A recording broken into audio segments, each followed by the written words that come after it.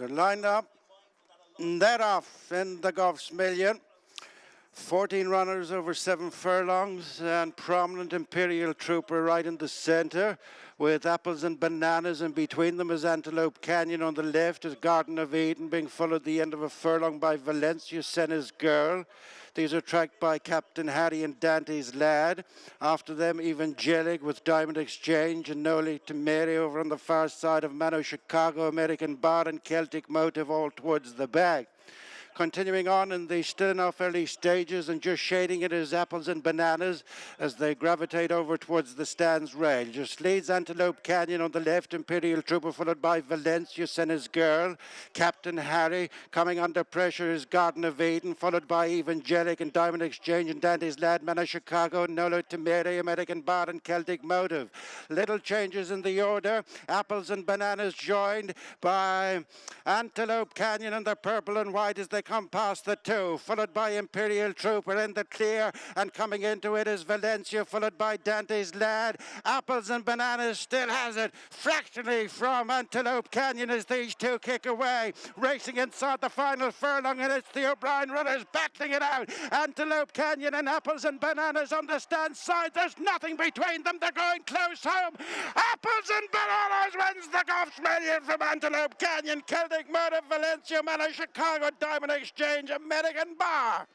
Well, Joseph O'Brien is with us now. He's just sent out the first, third and fourth in the Goffs Million for 2024. What a result, Joseph, and Apples and Bananas leading them home, which I guess a lot of people would have expected, but how good a performance was that for you? Yeah, I thought it was a very good performance, Gary. He was very tough. Dylan gave him a good aggressive ride and put his stamina to good use. Hopefully we're okay in the stewards. I think he will be, but he put his stamina to good use, and he was really tough at the line and put his head down, and he's a nice horse.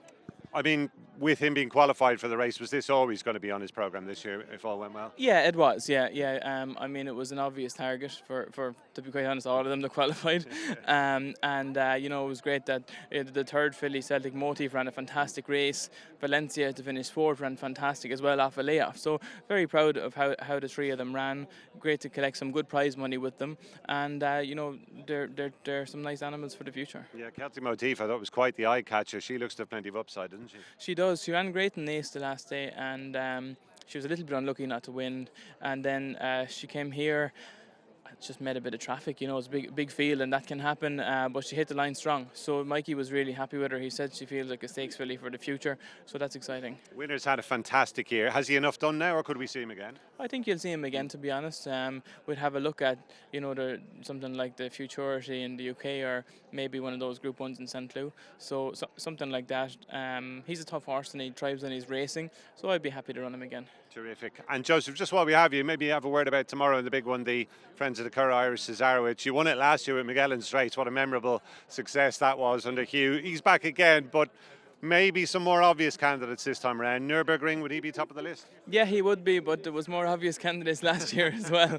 I think he was 150 to 1 or 100 to 1. But complete outsider of the field, I think, wasn't he? Yeah, he was. And he actually comes off the back of 2 better runs than what he came here last year.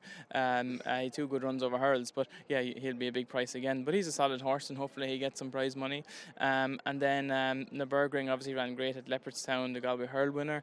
Dawn Rising was placed in the race last year. He's a bad draw this year, and I have a few others there in with chances as well. And just to come back to Nürburgring, do you think the greater test that he's likely to get here tomorrow will be more in his favour than Leopardstown? I think it will.